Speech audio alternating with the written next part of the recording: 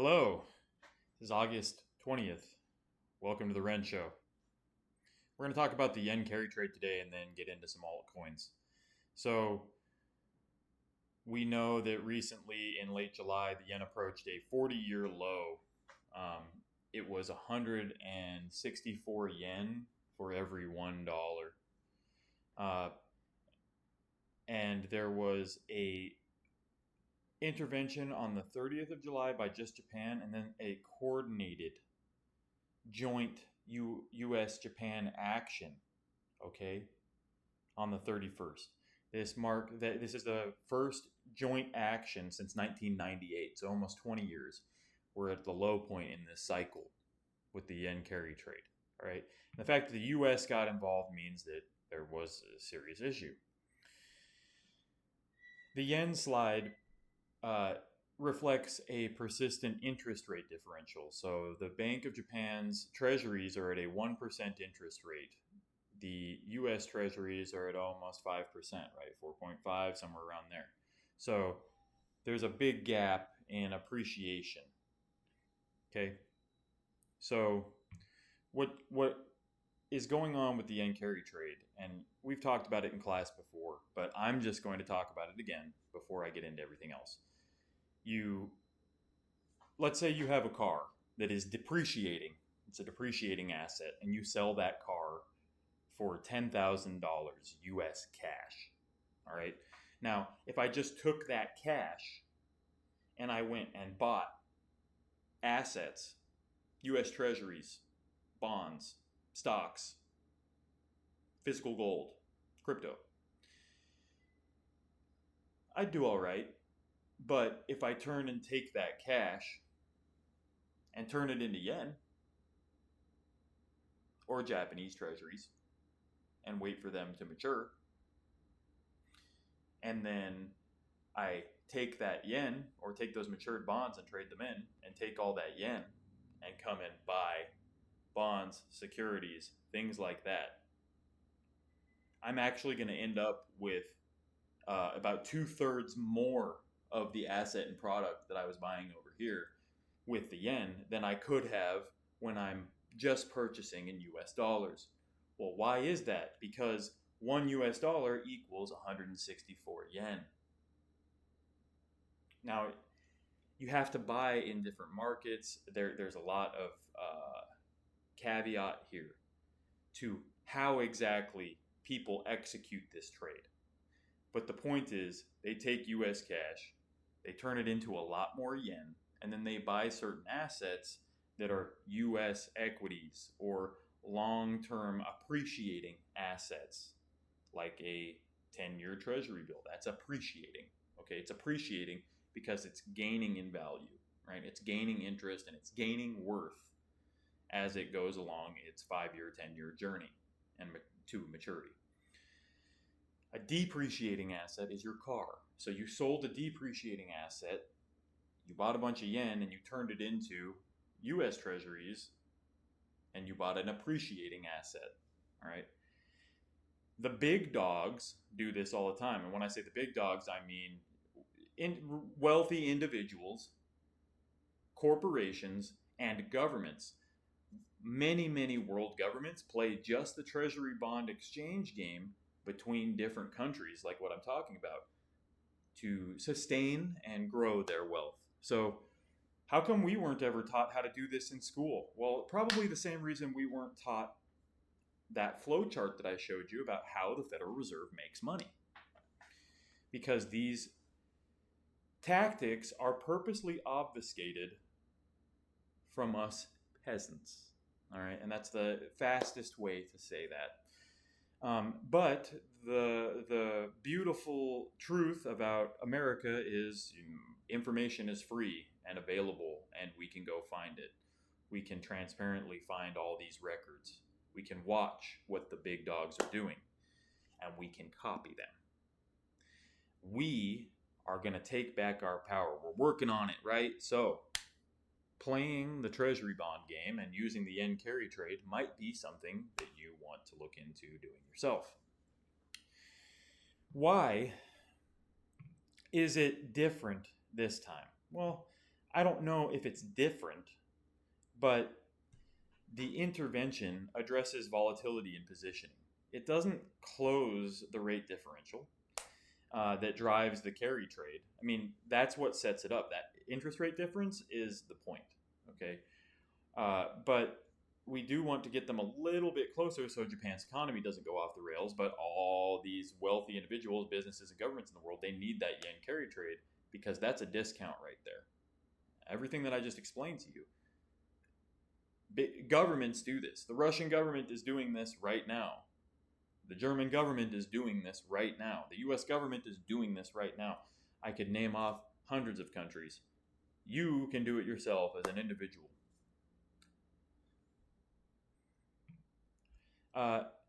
So, the Bank of Japan held its interest rate at 1%. And if you looked, a lot of influence and stuff were saying this bailout didn't work and we're going to have to come up with another plan and we have to do something. Well, while the rest of the financial world is panicking and the mainstream media is panicking and 80% of the people out there are panicking, well, you and I, we can be part of the 20% because we're informed.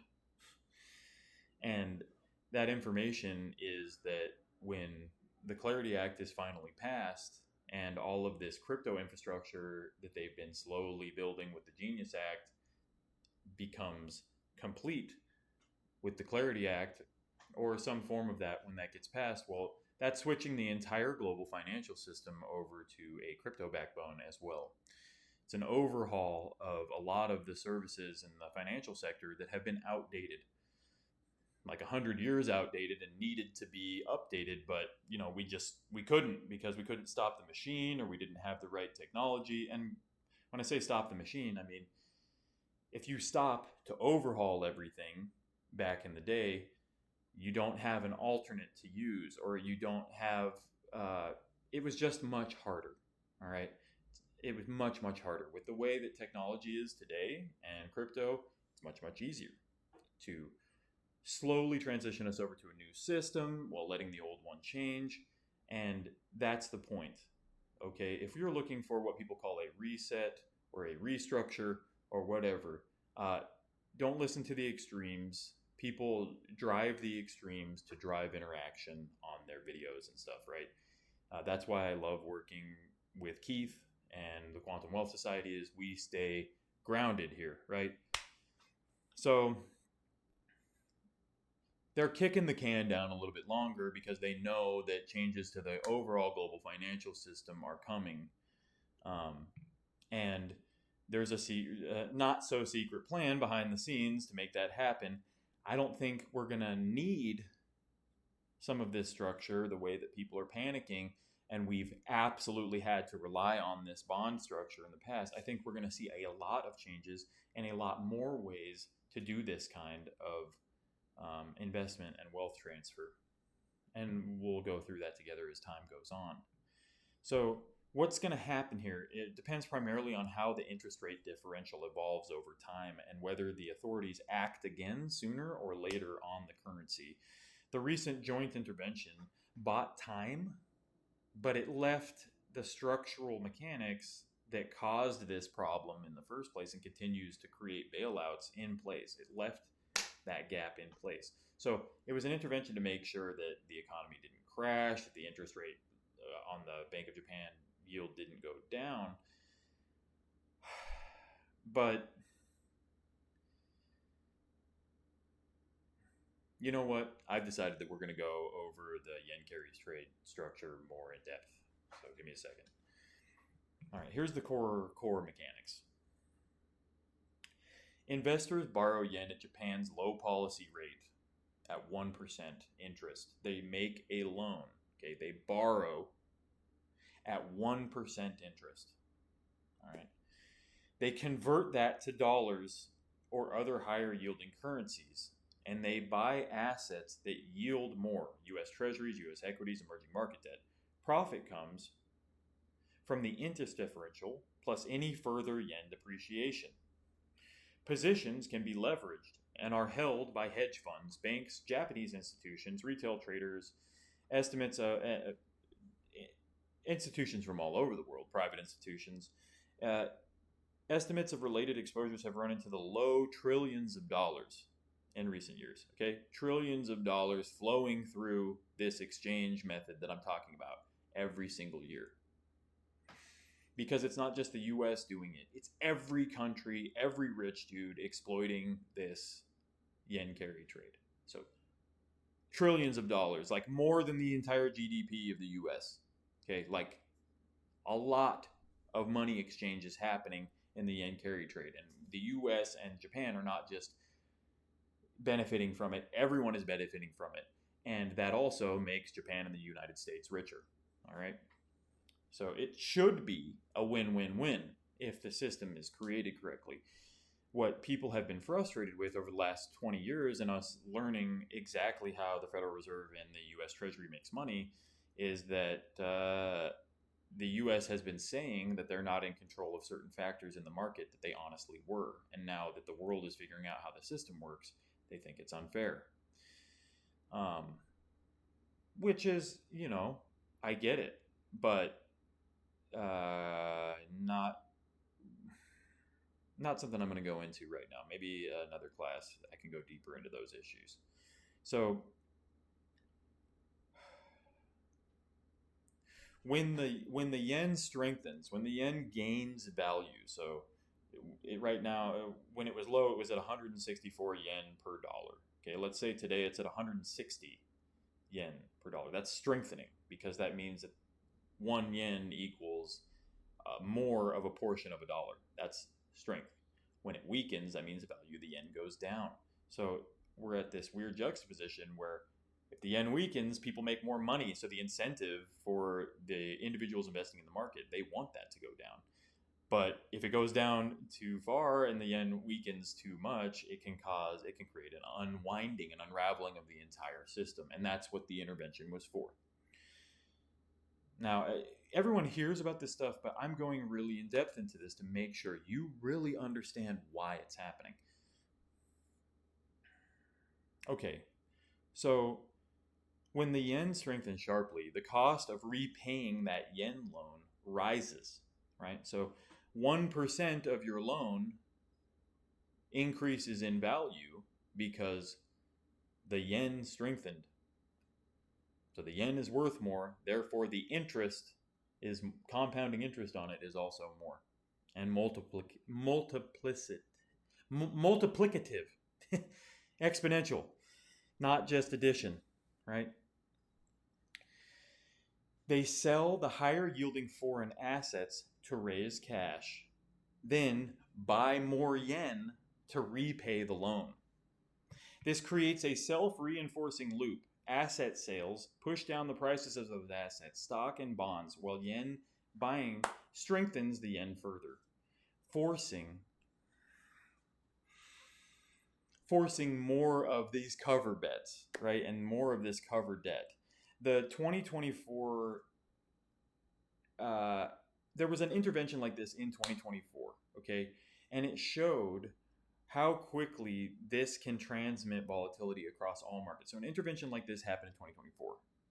Okay, it was actually probably bigger than this, if I remember correctly, but that can affect the rest of the market. So anything that affects the U.S. market will ripple out into the rest of the world because we are the linchpin. Remember what I said about linchpins in our past classes? They are the linchpin that if you pull the U.S. economy, well, everything's going to fall apart. And because the policies that truly dictate how the finance runs is controlled by the U.S. Federal Reserve and the Treasury Secretary, the moves that they make ripple out into everyone else because everyone is really standing on the foundation that the central banking system built. And our financial system runs on that, right? So anything that affects that foundation shakes everybody else that's working on the system, okay?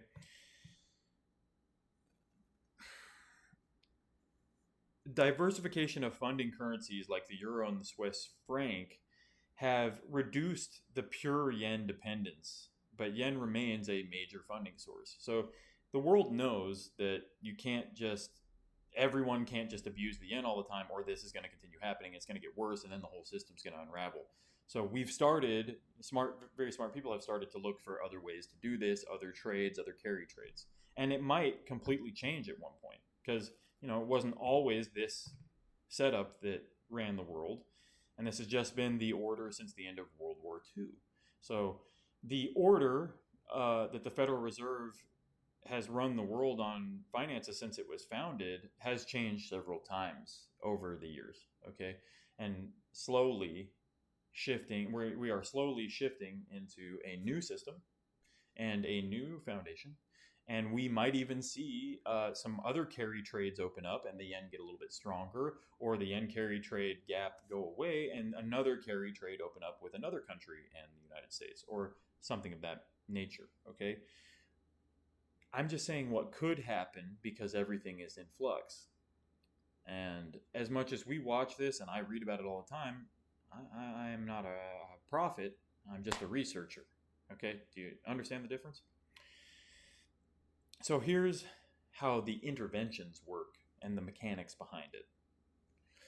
Japan's Ministry of Finance sells foreign currency, mainly US dollars or German currency, right? Or Swiss currency. And then, so they sell their foreign reserves and then they buy yen.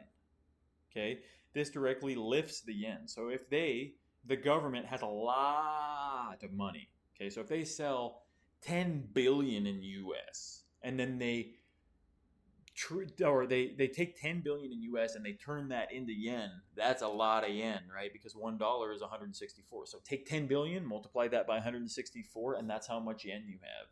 Then you take that yen and you're raising the worth of the yen because of the fundamental mechanics of supply and demand, right?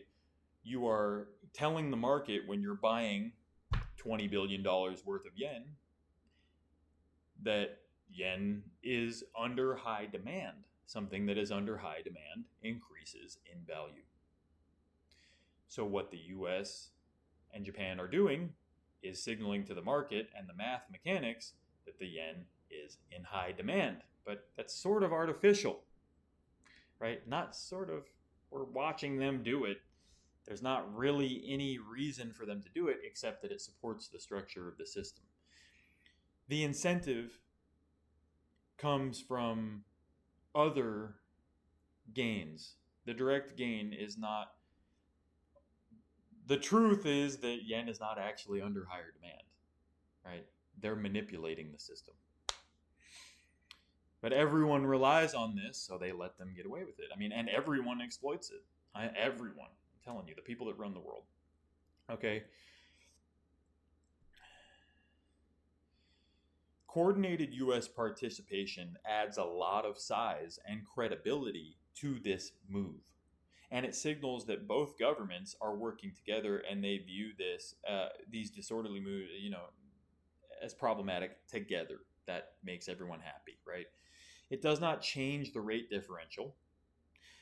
And the effect is usually very temporary unless accompanied by policy shifts, right? Policy shifts, that's a key word. Japan faces practical limits, reserve costs, potential pressure on its large U.S. Treasury holdings, and IMF guidelines that constrain the frequency of interventions for currencies classified as freely floating. Okay, so there are rules by the International Monetary Fund that they're trying to follow.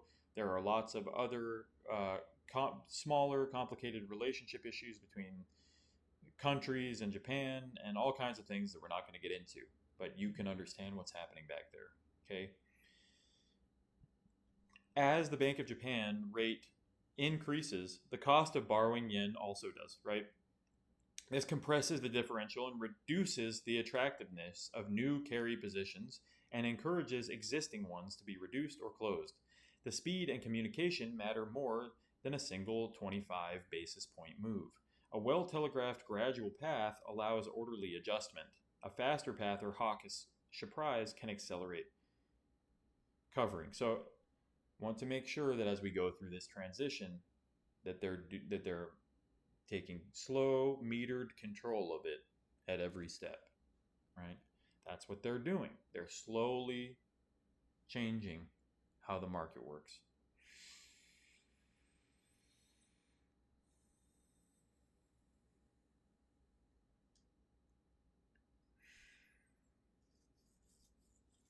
It looks like Japan is going to hike rates anyway. This intervention is usually to try to keep rates from being hiked, but and of course, Trump wants rates to go down globally. And the central bank is tied more to the central banks in other countries than the US is tied to other countries. Right? The central bank is the boss. The Federal Reserve is the boss of the central bank cartel, and all these central banks in other countries work with them. Right? And all those central banks are the boss of the financial system in those countries or regions. So all those financial bosses report to the big financial boss, the Federal Reserve. And the U.S. Treasury has a strange relationship with that, which we've talked about before. They make money too. They can't tell the Federal Reserve what to do, but they're benefiting from the profit relationship that they have with the Federal Reserve.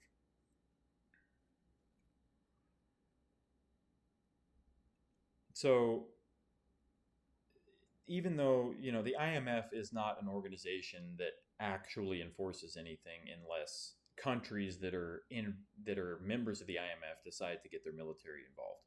So even though IMF rules say you can't intervene this often, they might do it anyway because no one's going to come tell them to stop. Okay. So there's probably, I would say, there's like a 80% chance that an intervention is going to happen again before we get the financial system shifted over and the Clarity Act is passed, and just because it's right there, and if it needed this injection and the market already fell again, which YouTube creators have been dooming all week, the chances that there's going to be another intervention in the next 6 months to a year is probably pretty strong if there's a market shock. Okay, I think it's a pretty safe bet on Kalshi.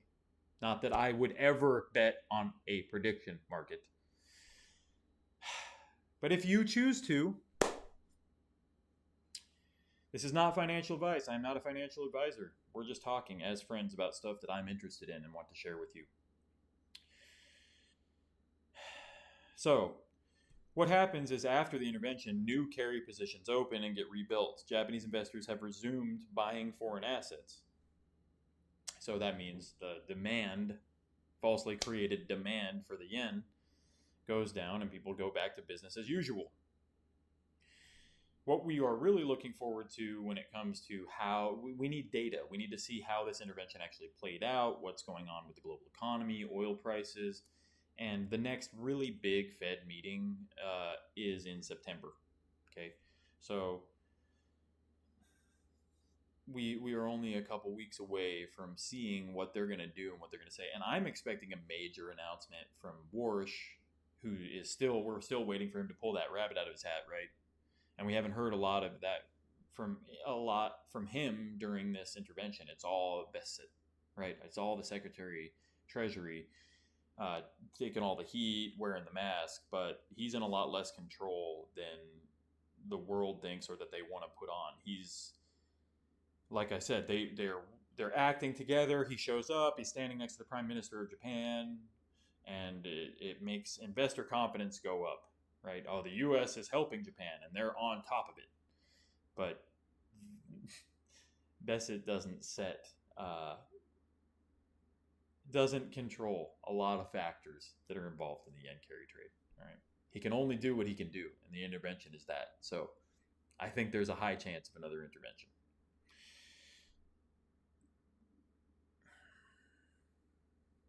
Okay, so intervention forces short covering and temporarily lifts the yen into mid to high 150s.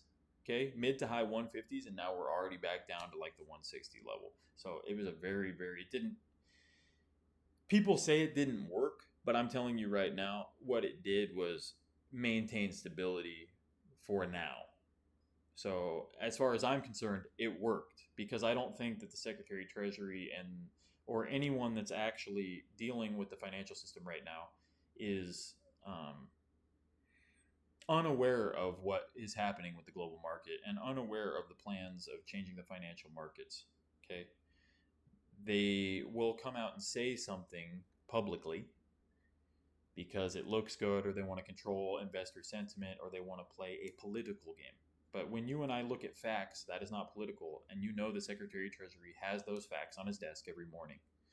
More in depth and better than I could ever share or look for you. Because there are a team of me, 5 people like me, all doing research to create a dossier for the Secretary of Treasury every morning. Okay, make sense? So right now, the yen stabilizes, strengthens modestly, then goes down. The carry trade shrinks, but doesn't collapse, and the global markets experience limited spillover. Okay, that's what it looks like we're on. But there's a lot of other things that could happen in the future. So let's talk about that. What we really want to know is our Federal Reserve going to raise interest rates by basis points again? And if one of the central banks somewhere else in the world is raising interest rates, if the interest rates in Japan are going up, if the interest rates in Europe are going up, it's probably likely that the interest rates in the United States need to go up or will stay the same. The trends globally affect the central bank, just like the US and the Federal Reserve Central Bank is linked to all the other central banks in the world. We're all floating in the same ocean. When the water rises here and the water rises here, it's likely that the thing floating on top is going to rise as well. Simple logic.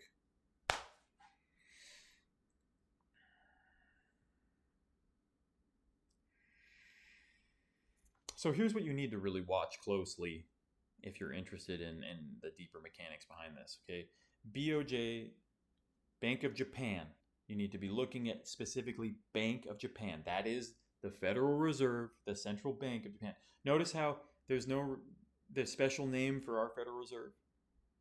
And then everyone else just has the Bank of Japan or the Bank of Germany, and that's their central bank, or the Bank of England, and that's their central bank. Okay? Because the top manager is here, that's the Federal Reserve. Anything that's just Bank of Japan or Bank of England, that's the boss of their region that reports to the big dude. Okay? Bank of Japan communications and the September Federal Reserve meeting are the biggest thing that you can look for yourself to see what's going to happen with this and how they're going to trade it. So go research what the Bank of Japan is saying and releasing publicly, and watch what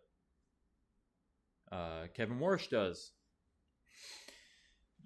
You could look for Japanese wages and inflation data. You could look at U.S. economic data by September FOMC, which is definitely strange right now. You could look at the actual Forex USD to JPY exchange rate. You could be watching that every day and seeing how it changes. That'll teach you a lot about this as you research it. Make sure you're looking at that exchange rate every day. You're watching the market and you understand what that means. And even if you don't right now, even if it's a lot of complexity, you got to look at it every day.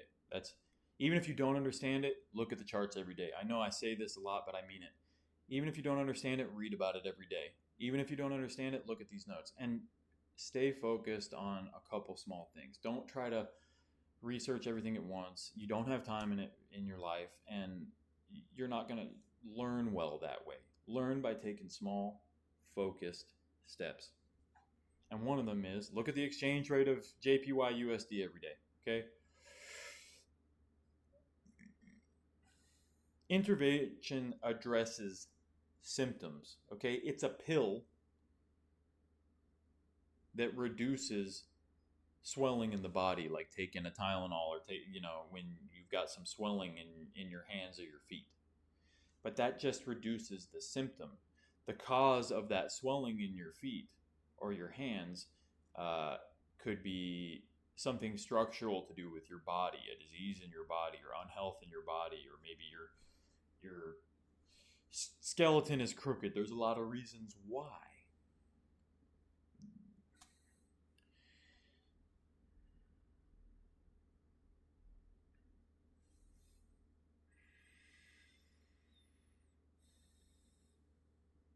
All right, so that's enough for now. I want to hear your feedback on what you'd like me to discuss, or if you understand the yen carry trade or don't, you want to understand it better.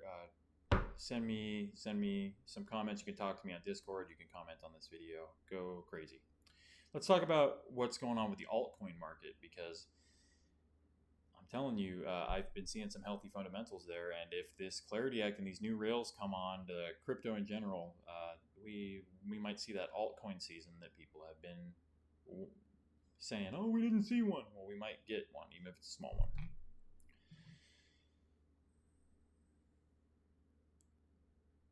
All right. So the altcoin market overview as of right now is that total crypto market capitalization sits at around 2.1 to 2.3 trillion.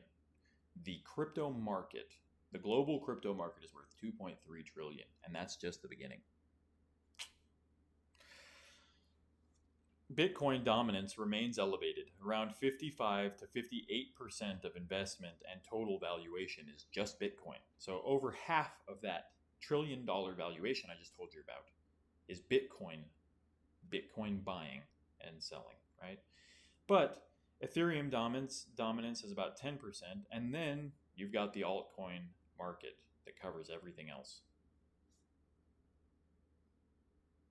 So usually, the broader altcoin complex has consolidated after the weaker performances by Bitcoin, uh, but that's not happening anymore. Okay.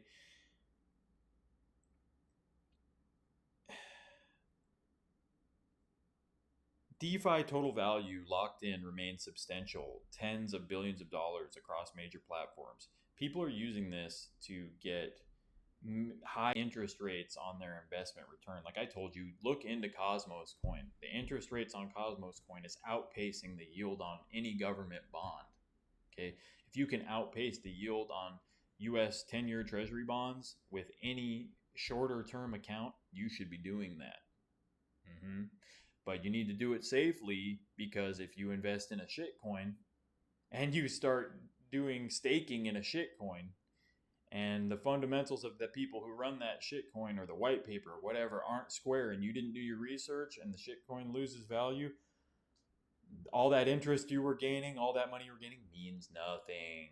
Okay, so look for a more stable currency, please. Don't risk. If you're going to stake an unproven altcoin, don't put all your eggs in that basket. And of course, I'm not a financial advisor. I'm just your friend, and we're talking about things that I'm interested in. I'm not a financial advisor. I do not give financial advice. Please consult your own financial advisor and do your own research. So, the real world, the real world tokenization push, where I have taught classes on how they're going to tokenize all these physical assets and they're going to split up stocks into multiple tokens. So now, like one old stock certificate, now that would equal 10 tokens. So more people can own for less. Okay. Um, some of the top coins I would say look at besides Cosmos for uh, getting a return of interest would be like Aave. All right. And I'll have some more recommendations later, but it's not just Cosmos. Okay. There's a lot of places you can stake. There's a lot of different platforms out there, and you need to do your research. You need to know you can trust them. I had a buddy that was really into Mex coin and was staking that, and it went down, and he had a bad time. That's why I'm telling you guys be very careful. But the opportunities for these high rates is not something that you should be missing. Okay? In my opinion, I'm just talking about it. So, we're looking for sustainable economics, institutional real world traction, and full robustness of the altcoin market for me to say, we're back in business, baby. I would say I personally avoid pure meme coins. Unless you're basically like a meme coin day trader, you get up and you get on these exchanges and you day trade the next meme coin and sell it and get out, and that's what you do all day is pump and dump shit coins. There are people that make money doing this every day, and you could be doing that if you're interested in one of these dexes. Okay. But I personally avoid pure meme coins. I don't have time to sit and watch the meme coin market for 10 hours a day. I got too much stuff to do right now. I can't even keep up with the stuff that I love and want to do, like teaching this. So I'm going to give you altcoins, top 10 that you should be looking at if you're interested in the altcoin market. You're interested in staking or having some value there. Okay. Number one is Ethereum. This has been the dominant altcoin for a long time. I don't even really consider it an altcoin. I consider there being a top 5 Bitcoin being in one of them, and then below that I call the altcoins. Technically, a lot of people call Ethereum an altcoin, right? So Ethereum, its dominant programmable settlement and smart contract layer. It hosts the largest share of DeFi TVL in the world. It has the largest RWA, which is the tokenization, okay, of assets and buying tokenized activity. And the deepest developer of liquidity ecosystems in the entire world. Ethereum wrote the book on these systems that other coins are copying to make this wealth that I'm talking about. Ethereum Layer 2 scaling continues to expand capacity while Ethereum remains the primary settlement and institutional hub. It's the strongest overall network and affects institutional relevance among all altcoins. So what the market thinks and what media sentiment is Ethereum is an altcoin and it's the leader of the altcoins. Okay.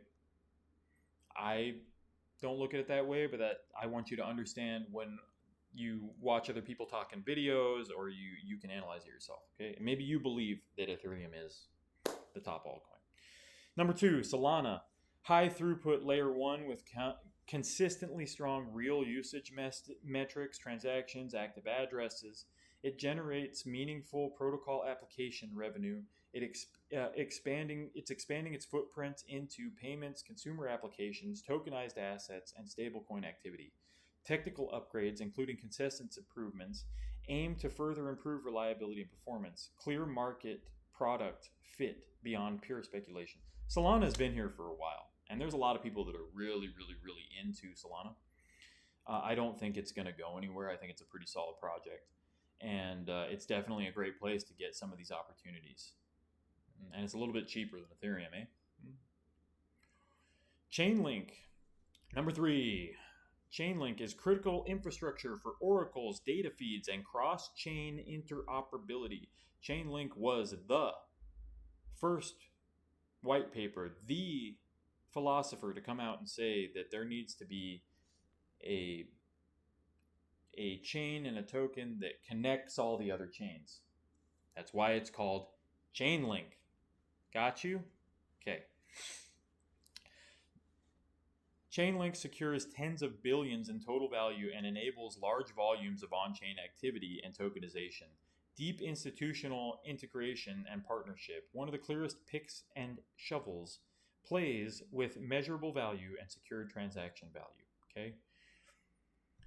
Coin number 4 is called BNB Utility, all one word. What is BNB? That's Binance. Okay.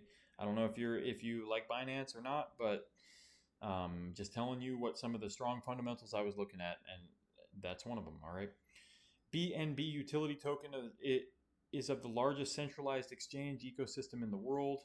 Okay, Binance is the largest private exchange in the world for crypto.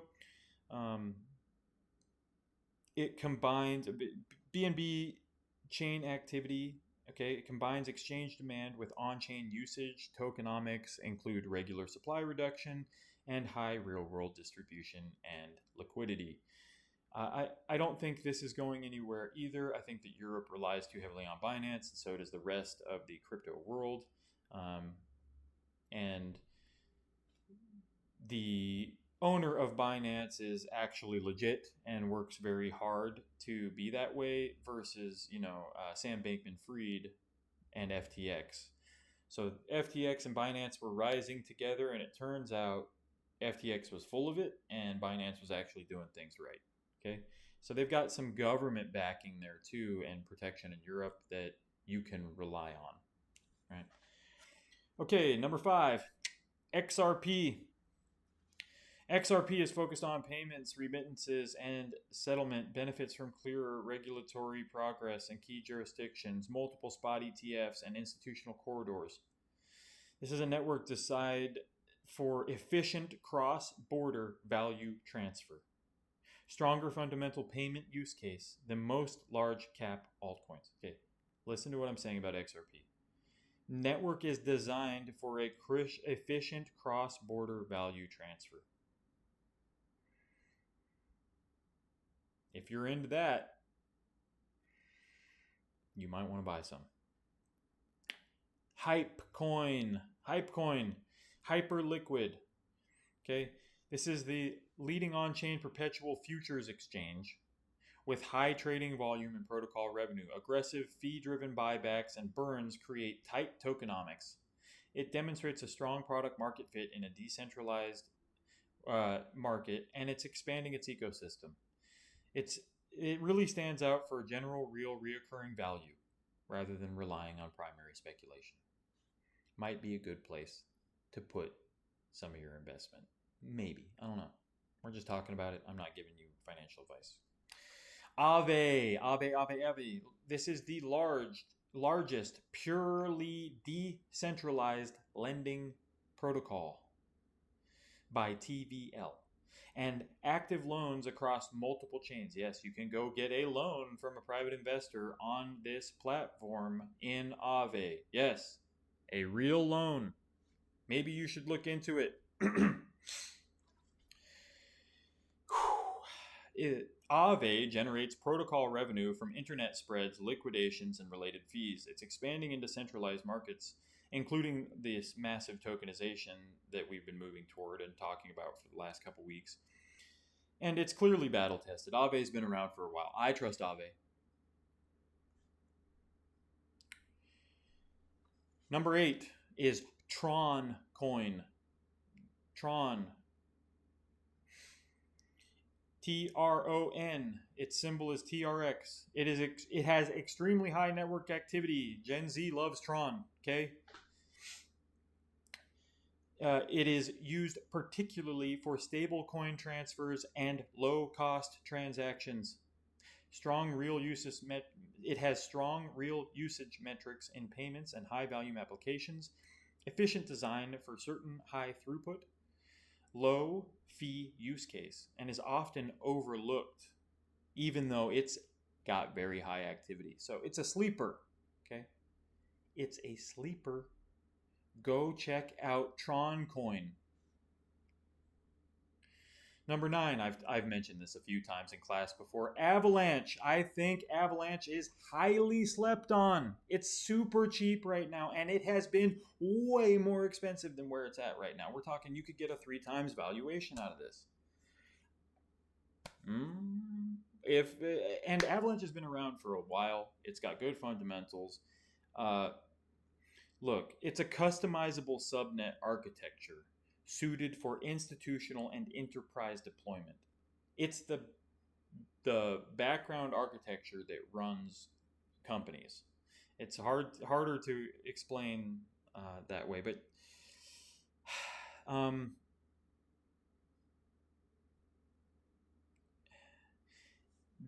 okay, so solid technical performance on Avalanche. I'm looking at the fundamentals. Yeah, solid technical performance and growing ecosystem in areas that value dedicated chains with interoperability. More specialized institutional appeal than pure retail high throughput chains. You can build on Avalanche, and Avalanche has a lot of partnerships with other people, and it can connect to a lot of people. So Avalanche and Chainlink are close partners. Check out Avalanche. I learned something new about this coin. It's Sui coin, or SUI. I hadn't heard about this coin until I started doing research for this and looking into it for this class. It's a high performance layer 1 with strong technical design.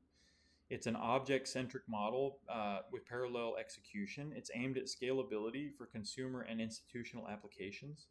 It's growing traction in payments, DeFi, and regulated products, and it represents newer high-performance Layer 1 fundamentals with real development and adoption process. So Sui Coin is a Layer 1 coin.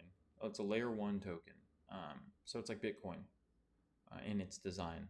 It's more like Bitcoin than it is like any of the Layer 2 or Layer 3 projects. All right. I don't really know too much about it, but I put it on this list because I saw it when I was doing the research and I looked at the fundamentals and it looked pretty good. So go check it out for yourself. Maybe you'd be interested in it. This is a fundamentals oriented ranking. Okay, don't look at this as like, oh, well, he spoke about Ethereum first, so I can ignore the rest. No, no, no, no. This is about a fundamentals ranking, not a market cap ranking or a price prediction ranking. Okay, if I thought that Avalanche was going to explode to $300 a coin tomorrow, I would have put that as number one, right? No, no, no, no, no. This is really about what I think has the healthiest market fundamentals, which means it's the safest bet or safer bet.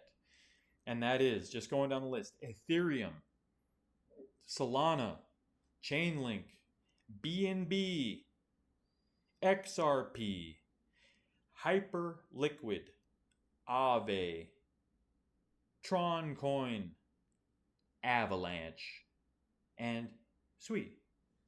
SUI. Positions can shift with new revenue, TVL, and different adoptions. Okay? Remember that.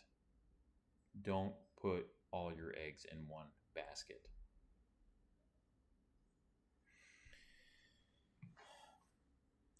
I think it's coming. I think you guys can feel it. The change is coming, and we need to be prepared. We need to be prepared with knowledge, and we need to be prepared with diversified investments.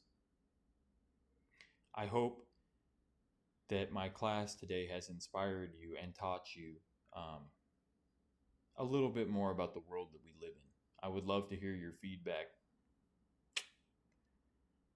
and I will talk to you later.